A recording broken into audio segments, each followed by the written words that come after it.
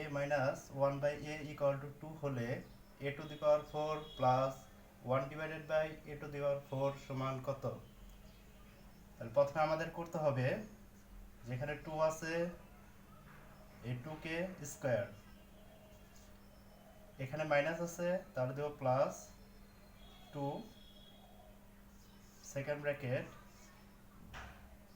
Minus 2, আর এখানে একটা সূত্র স্কয়ার।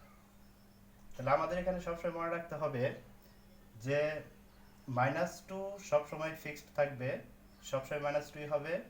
আর এখানে যেহেতু মাইনাস আছে আমরা +2 নিব, আর এখানে -2 স্কয়ার করে দেব, আর হোল স্কয়ার সেকেন্ড ব্র্যাকেটের উপর হোল স্কয়ার থাকবে। তাহলে আমরা ক্যালকুলেশন করলে 2 দুগুণা 4 আর 2 হলো 6, তাহলে 6 স্কয়ার মাইনাস 2,